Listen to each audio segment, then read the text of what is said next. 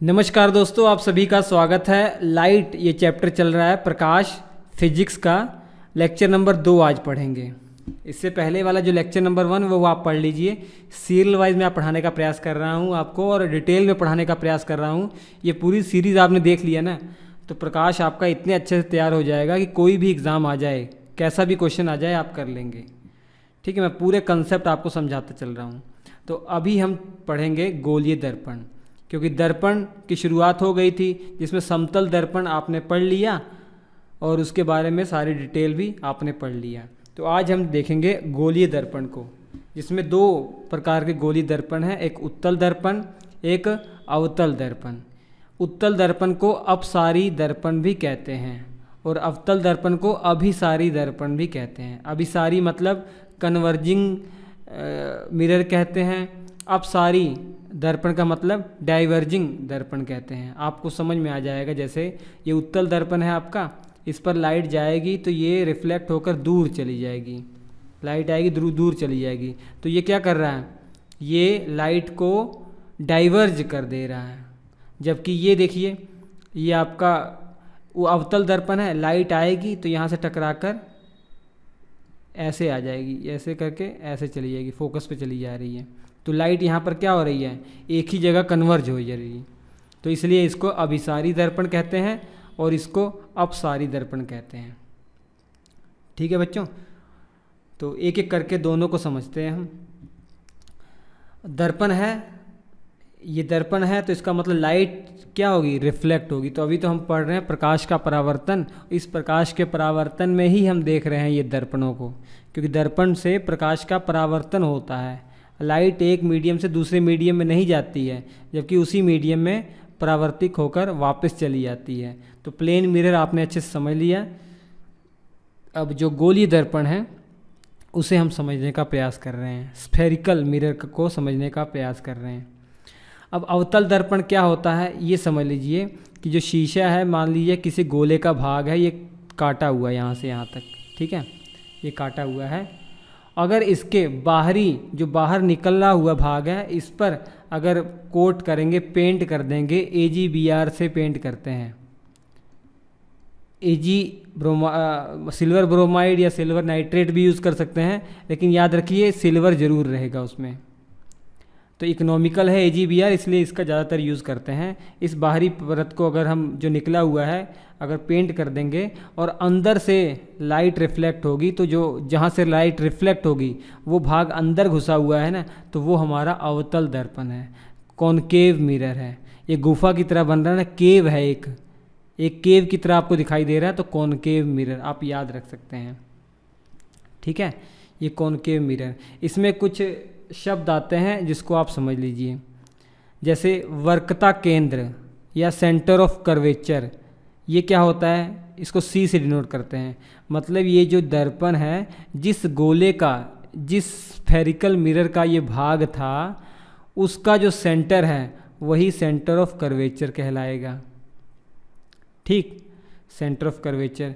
और ये जो आपका मिरर है, अवतल दर्पण है, इसके जो बीचों बीच ये जो पॉइंट होगा इसको पोल कहते हैं।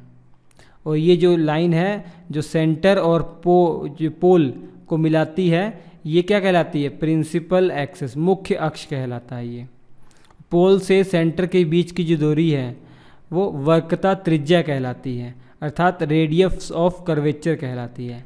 इसी के बीचों बीच फोकल लेंथ होती है। ये बीचों बीच एक बिंदु होता है जिसे फोकस बिंदु कहते हैं, और इस फोकस बिंदु और पोल के बीच की जो दूरी है वो फोकल दूरी कहलाती है, फोकस दूरी कहलाती है। इस कॉनकेव मिरर की F से डिनोट करते हैं। और F जो होता है वो रेडियस का आधा होता है। ये मैं प्रूव करके भी दिखाऊंगा आपको, ये मैं अभी प्रूव भी कर दूंगा। ठीक है, सेंटर से पोल की दूरी, रेडियस ऑफ कर्वेचर, इसको R से डिनोट अगर किया जाए, और फोकल पॉइंट और पोल के बीच की दूरी जो है फोकस दूरी, इसको F से डिनोट किया जाए तो F = R/2 होता है। इसको मैं प्रूव भी करूँगा अभी। ठीक, तो इसमें समझना क्या है कि जो ऑब्जेक्ट हम रखेंगे तो ये उसका इमेज कहाँ बनाएगा, कैसा इमेज बनाएगा, ये हमको समझना है। वो मैं आपको अभी समझा भी दे रहा हूँ। ठीक है, अभी समझा भी दे रहा हूँ, लेकिन फ़िलहाल अभी समझने का ये प्रयास कीजिए कि ये गोली दर्पण हो चाहे समतल दर्पण हो, इसमें क्या हो रहा, प्रकाश का परावर्तन। और प्रकाश के परावर्तन में आपने देखा, जब भी कोई प्रकाश किसी सतह पर पड़ता है तो वहाँ से परावर्तित हो जाता है। तो उसमें क्या देख रहा होता है आपने कि जो आपतित कोण होता है वो परावर्तित कोण के बराबर होता है, I = R। तो वो कंसेप्ट यहाँ भी लगेगा, I = R। ठीक है, जैसे ये सतह है एक प्लेन मिरर में, अब ये हमारा आपतित किरण है, आपतित किरण, और ये परावर्तित हो जाएगी। ठीक, तो कैसे हम देखते हैं आपतित कोण कैसे नापते हैं कि ये जो सतह के लंबवत एक लाइन खींचते हैं जिसको अभिलंब कहा जाता है, इसी से हम कोण को नापते हैं। थीटा या थीटा आई, तो ये थीटा आर हो जाएगा, या आई आर से भी डिनोट किया जा सकता है। यहाँ भी वही बात है, बस यहाँ प्लेन मिरर को एक तरीके से मोड़ दिया गया है, अंदर की तरफ या बाहर की तरफ।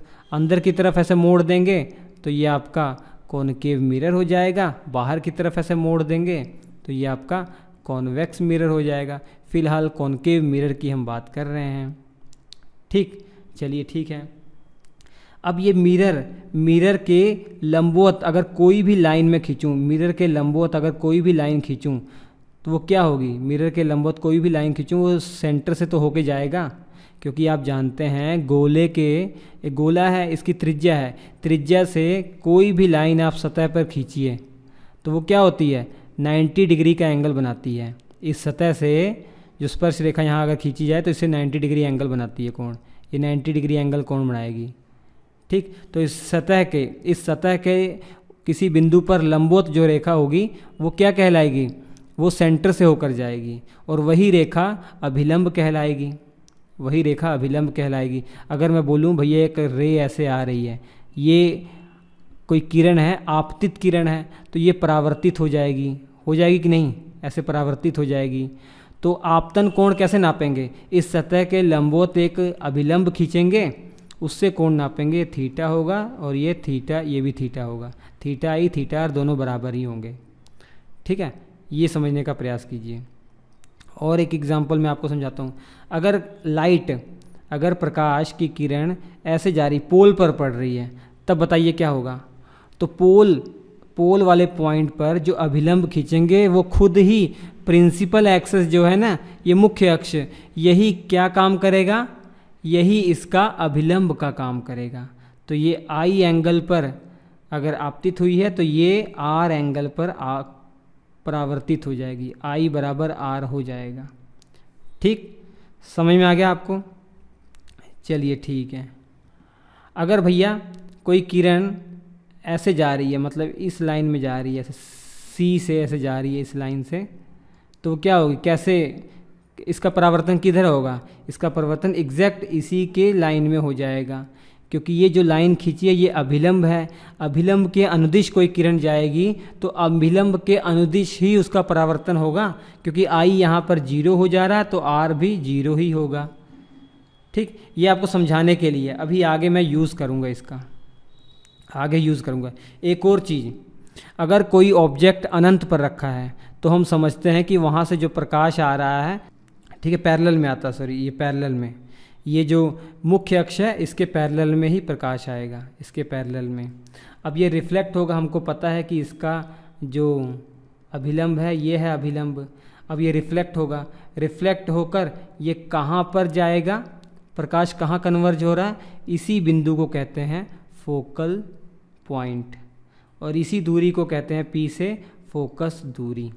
तो किसी भी मिरर में आप समझ लीजिए, किसी भी मिरर में फोकल पॉइंट क्या है भैया, कि अगर किसी वस्तु को अनंत पर रख दिया जाए, उसकी इमेज जहाँ पर बन रही है वो पॉइंट फोकस दूरी कहलाता है। या अनंत से कोई प्रकाश अगर आ रहा है पैरेलल, वो जहाँ पर कन्वर्ज होगा वो उसका क्या होगा, फोकल बिंदु होगा।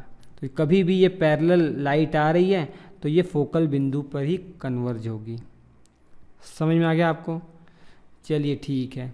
अब हम देखेंगे अवतल दर्पण, जो आपका अवतल दर्पण है, इस पर अलग अलग केस में कि वस्तु को अगर यहाँ रखा जाए तो प्रतिबिंब कहाँ बनेगा, कैसा बनेगा, वो सब मैं बताता हूँ आपको।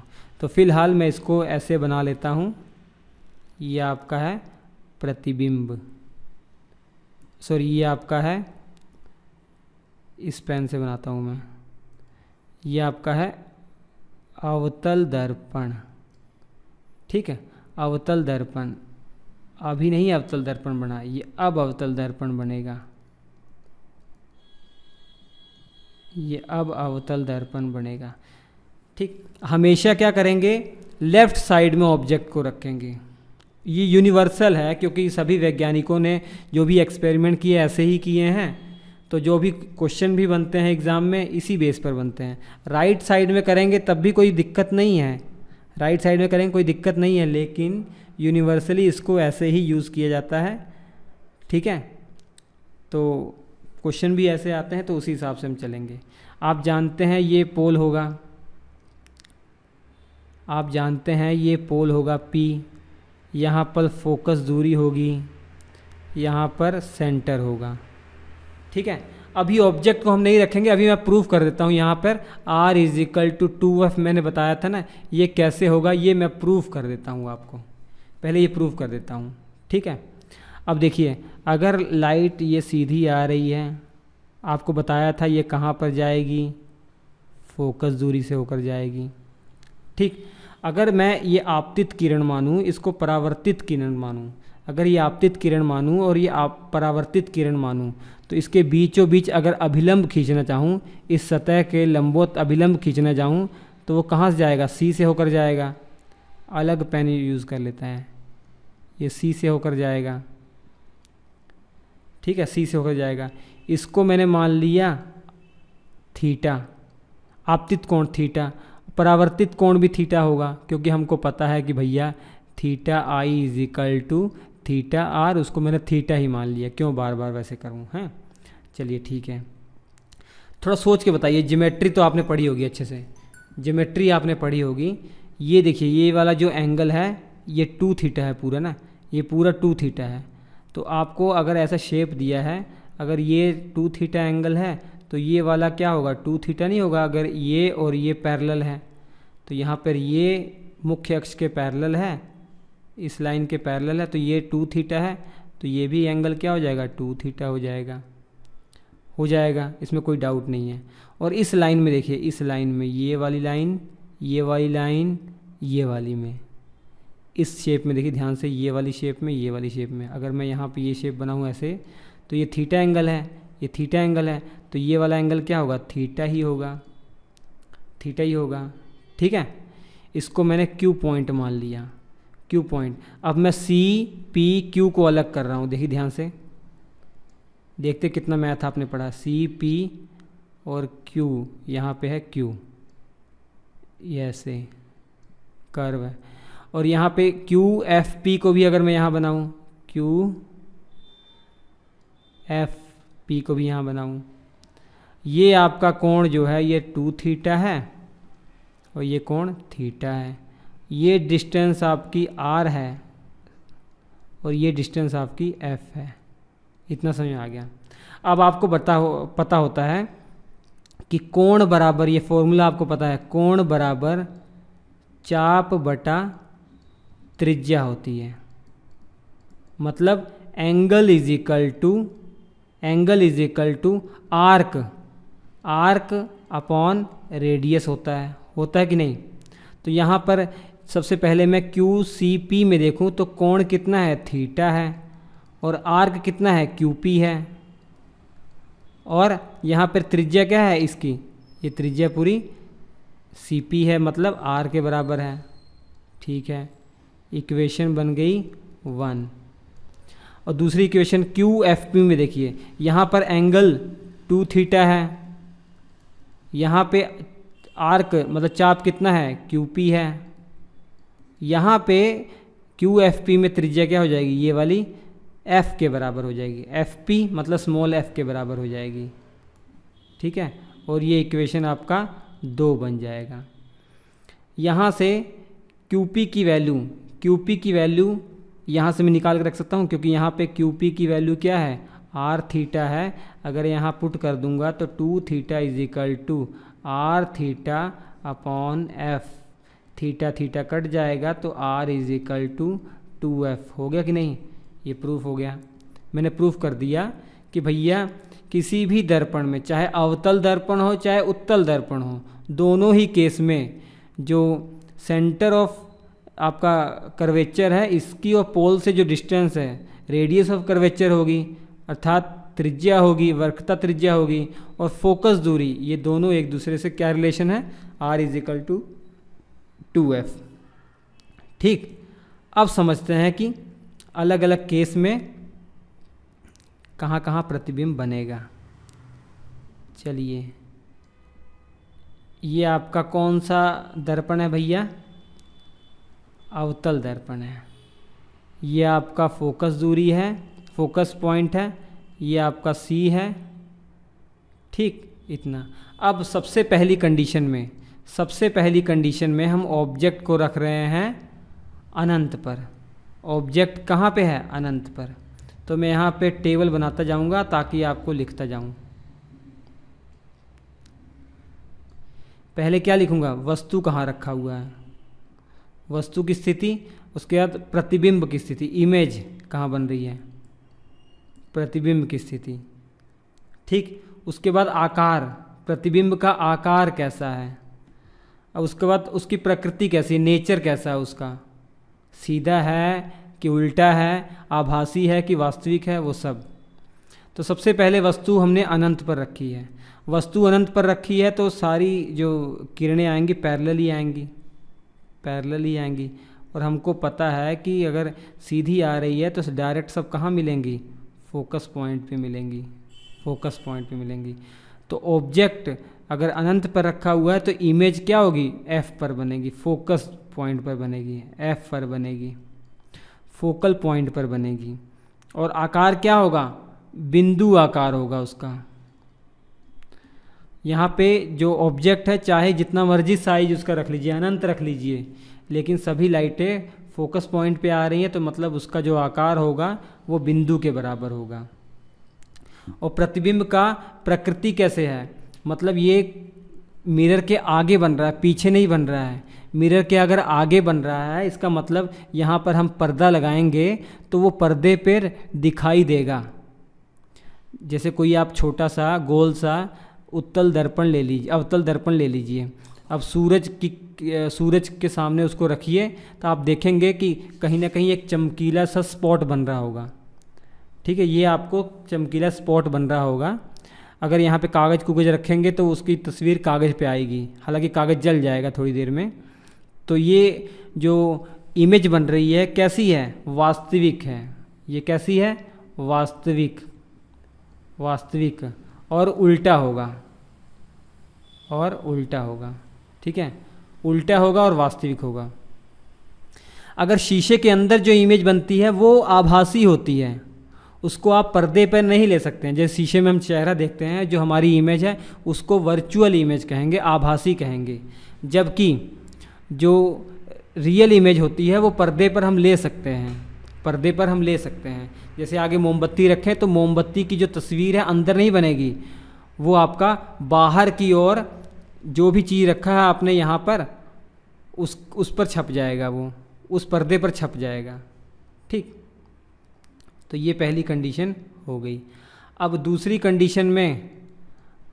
कंडीशन में हम ऑब्जेक्ट को रखने वाले हैं। कहाँ रखने वाले हैं? C पर रखेंगे बच्चों। ये C है, ये F है। ठीक है, अब C पर हम रखने वाले हैं ऑब्जेक्ट को मैंने ऐसे C पर रख लिया। C पे बाद में रखना, पहले C और अनंत के बीच में रखते हैं ना, तब अच्छा लगेगा। C और अनंत के बीच में रखते हैं, ऐसे। ठीक, तो यहाँ से प्रकाश भेजते हैं तो देखते हैं क्या होता है।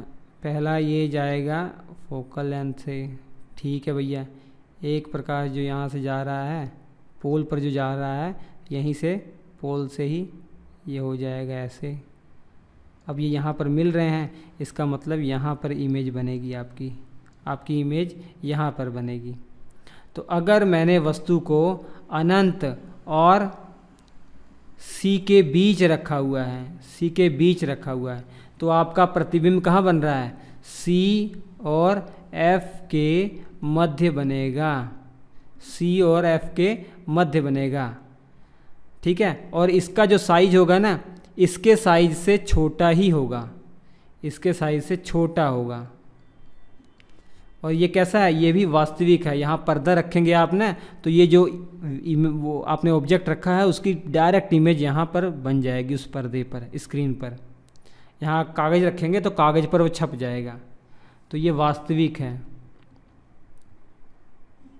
और उल्टा ही रहेगा ये। ठीक, ये दूसरी कंडीशन है। अब तीसरी कंडीशन में बच्चों क्या होगा? हम सी पर रख रहे हैं, ये सी है, ये एफ है। अब ऑब्जेक्ट को हमने सी पर ही रख दिया है। सी पर रखने से क्या होगा? ये देखिए यहाँ पर जाके ऐसे एफ पर ऐसे चला जाएगा, ये जो ऐसे जाएगा ऐसे करके ऐसे हो जाएगा। तो सी पर रखेंगे तो आप देखेंगे कि जो इमेज है वो भी सी पर ही बनेगी, जो इमेज है वो भी सी बनेगी। ऑब्जेक्ट और इमेज अगर सी पर रखा आपने तो प्रतिबिंब इमेज भी सी पर ही बनेगा और आकार बराबर होगा। मतलब ऑब्जेक्ट का जो साइज है वही साइज इमेज का भी होगा। ठीक है, ये भी क्या है? वास्तविक होगा, वास्तविक होगा और उल्टा होगा, वास्तविक और उल्टा होगा। अब एक कंडीशन आती है, एक और कंडीशन आती है सी और एफ के बीच में, सी और एफ के बीच में। ये सी है, ये एफ है, इसके बीच में, सी और एफ के बीच में अगर रख दूं तो आप देखेंगे ये जो जाएगी रे वो हमेशा एफ से जाएगी। ये वाली आपकी देखिए देखिए देखिए ऐसे जाएगी, मिलेगी यहाँ पर, सीधे जाएंगे तो यहाँ पर कहीं मिलेगी, तो मतलब ये यहाँ पर मिलेगी, समझ लीजिए।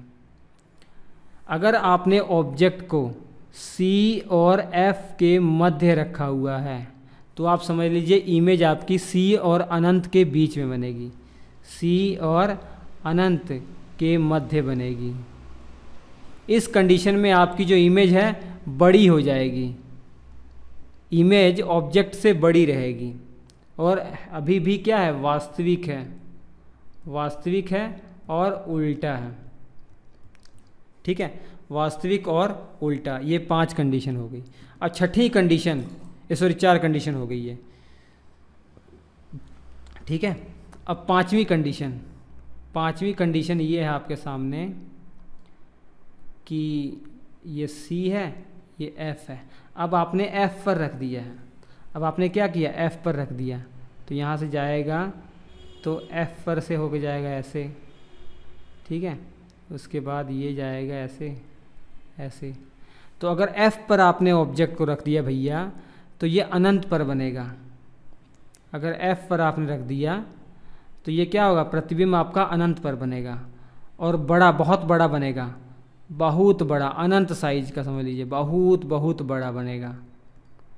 अभी भी ये वास्तविक और उल्टा ही बनेगा, वास्तविक और उल्टा ही बनेगा। बहुत बड़ा की जगह हम अनंत लिख दें तब भी सही रहेगा, अनंत साइज का बनेगा। किस साइज का बनेगा? अनंत साइज का। अब कंडीशन आती है कि भैया पी और एफ के बीच रख दिया हमने, यहाँ पर बनाता हूँ मैं, ये 5वां कंडीशन है। 6वीं कंडीशन यहाँ बनाता हूँ कि अगर आपने इमेज ऑब्जेक्ट को, ये पी है, ये एफ है, यहाँ पर बीच में रख दिया तब क्या होगा? तब क्या होगा? ये देखिए, ये करके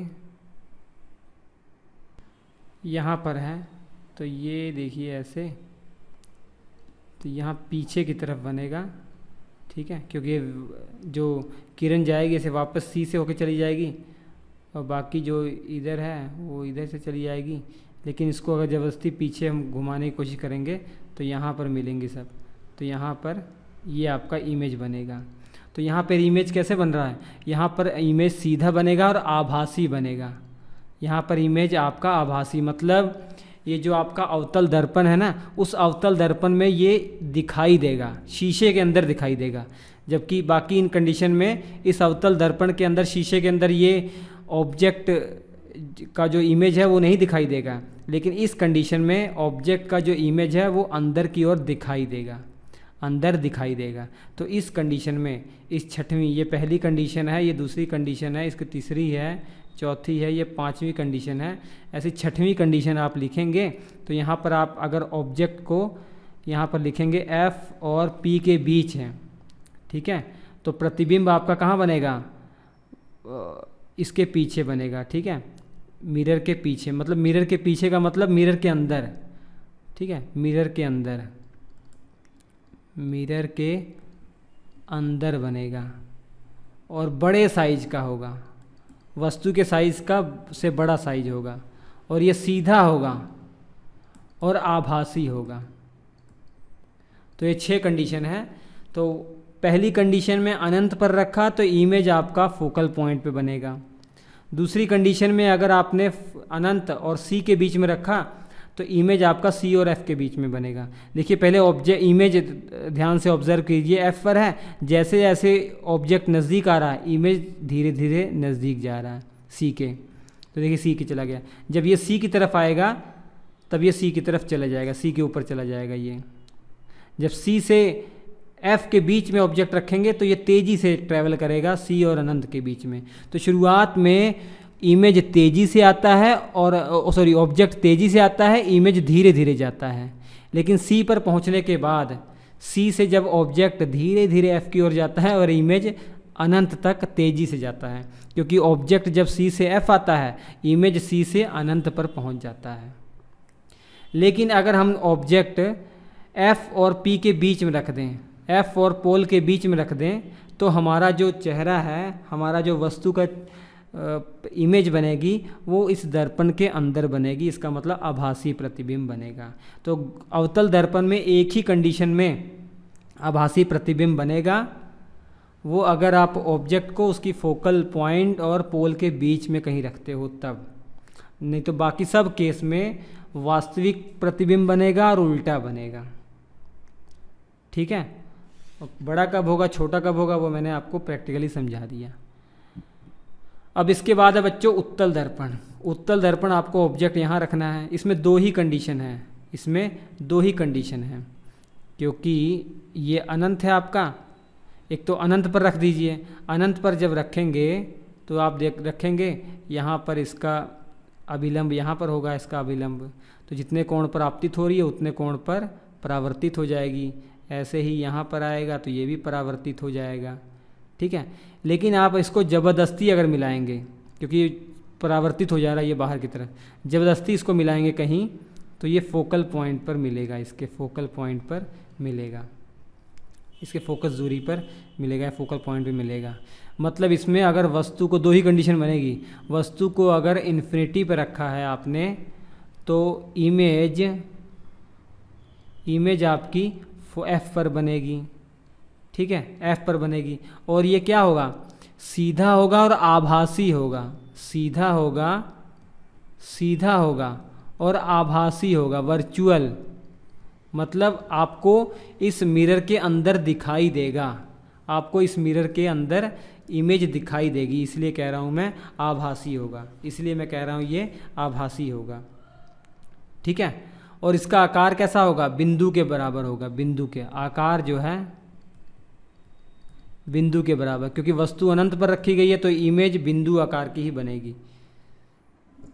अगर आपने ऑब्जेक्ट को अनंत से पोल के बीच में कहीं रख दिया है, अनंत से पोल के बीच में कहीं रख दिया है, तो जैसे ये है, ये चली जाएगी इधर। ठीक है, इसको इधर करेंगे तो ये इधर चली जाएगी। यहाँ पे आप कहीं मिला कर देखेंगे तो यहाँ पर मिल रही है, तो ये पोल और फोकल पॉइंट के बीच में इमेज आपकी बनेगी और छोटे साइज़ का होगा। अगर आपने अनंत से पोल के बीच में कहीं भी ऑब्जेक्ट रख दिया ना, तो आपकी जो इमेज बनेगी पोल और एफ के बीच में बनेगी, पोल और एफ के बीच में बनेगी। और ये कैसी होगी, सीधा होगा, आभासी होगा। और छोटे साइज का होगा, छोटा होगा। ठीक, यही दो कंडीशन है इसकी, यही दो कंडीशन। तो गोलीय दर्पण में जो उत्तल दर्पण है, इसमें हमेशा जो इमेज है वो कैसी होती है? आभासी होती है, आभासी होती है। इसी कारण से तो उत्तल दर्पण का जो प्रयोग हम करते हैं वो जब गाड़ी हम चलाते हैं, बाइक चलाते हैं, कार चलाते हैं, तो पीछे की चीज़ों को देखने के लिए करते हैं।